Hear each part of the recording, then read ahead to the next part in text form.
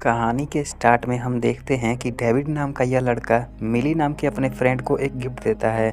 लेकिन यहाँ मार्क नाम का यह लड़का आकर डेविड का यह गिफ्ट लेकर जमे हुए बर्फ पर फेंक देता है और इसके हाई स्कूल के दोस्त इस पर हंसने लगते हैं और इसका मजाक उड़ाते हैं। लेकिन डेविड जैसे ही इस गिफ्ट को लेने के लिए वापस आता है वैसे ही यहाँ की बर्फ टूट जाती है और डेविड ठंडे पानी में डूबने लगता है। सबको लग रहा था कि डेविड मर गया, लेकिन अचानक से डेविड अपने आप को स्कूल के लाइब्रेरी में पाता है। डेविड को कुछ समझ नहीं आ रहा था कि आखिर ये कैसे हो सकता है, यह पानी से अचानक बाहर कैसे आ गया, यह तो पानी में डूब रहा था।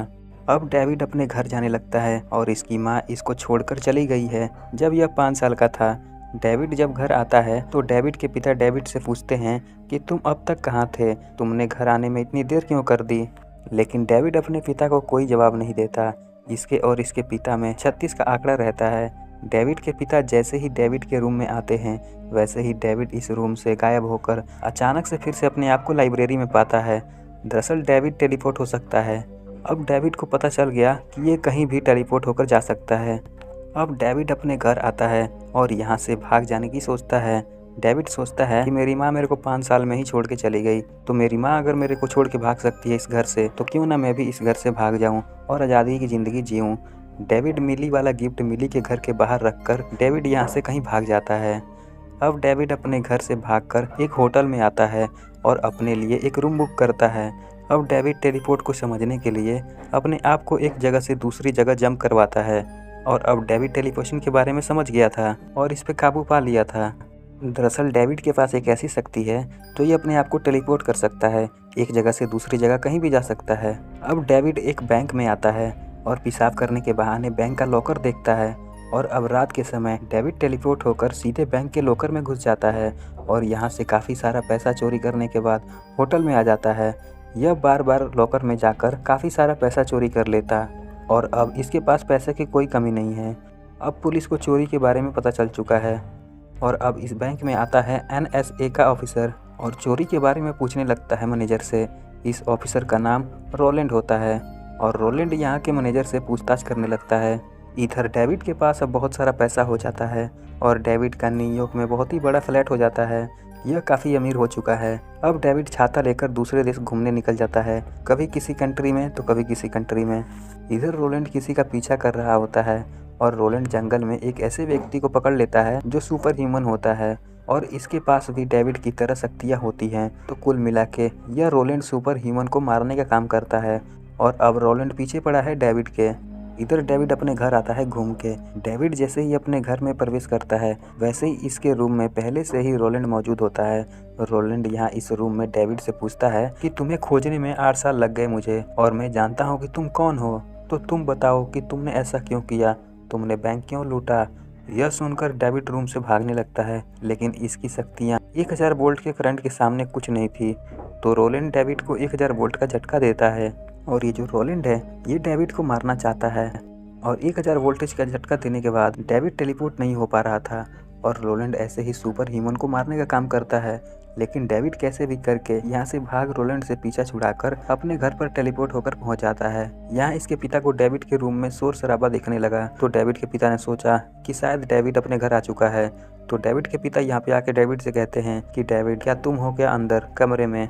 तब डेविड कहता है कि हाँ मैं कमरे में हूँ और यह बोलकर डेविड अपने रूम से फिर से गायब हो जाता है और डेविड अब टेलीपोर्ट होकर मिली के घर आता है। इसे मिली से मिलने का मन कर रहा था इसलिए डेविड मिली से मिलने के लिए घर आता है।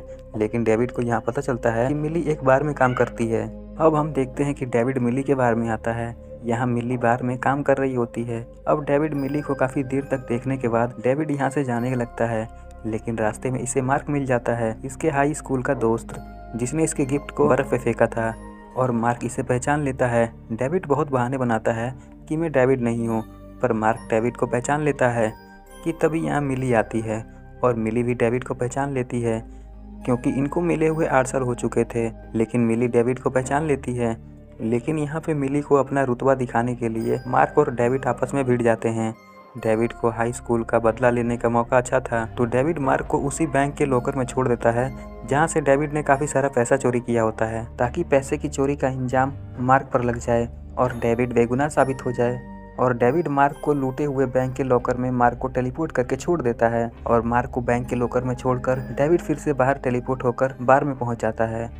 अब मिली और डेविड इस बार में थोड़ा थोड़ा ड्रिंक लेते हैं और डेविड मिली को रोम लेकर आता है और मिली को रोम घुमाता है, क्योंकि मिली का भी सपना होता है कि अपनी ज़िंदगी में एक बार रोम जाए। इधर रोलैंड मार्क से पूछताछ करता है और रोलैंड मार्क से पूछता है कि तुम यहाँ इस लॉकर में कैसे आ गए। तब मार्क रोलैंड को डेविड के बारे में बताता है। अब यहाँ पे डेविड मिली को कोलोसियम में घुमाने लाया होता है, लेकिन ये लोग यहाँ देखते हैं कि कोलोसियम तो बंद पड़ा है। डेविड टेलीपोर्ट होकर कोलोसियम का दरवाज़ा खोलता है और मिली को अंदर घुमाता है।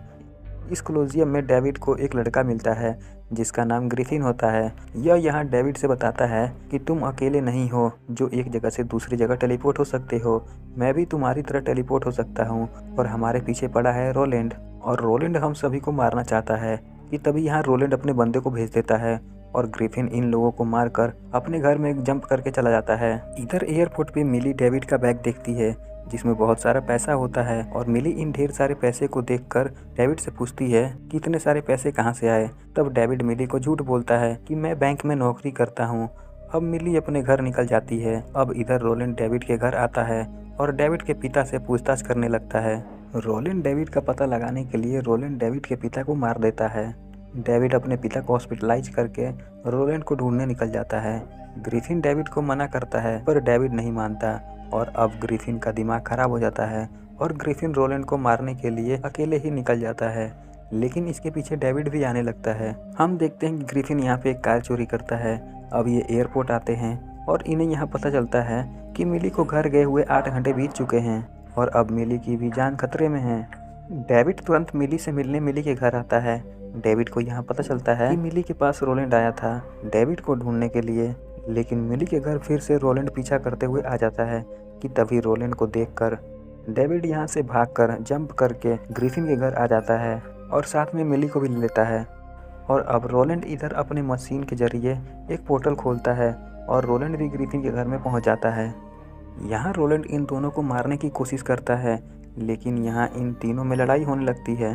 रोलैंड डेविड को बंदी बना लेता है और ग्रिफिन रोलैंड से लड़ रहा होता है। मिली डेविड को इन तारों से आज़ाद करवाती है। कि तभी रोलैंड मिली को मिली के घर खींच लेता है पोर्टल के जरिए, लेकिन यहाँ डेविड आता है और सभी विलन की बैंड बजा देता है और सभी को मारकर मिली को बचा लेता है।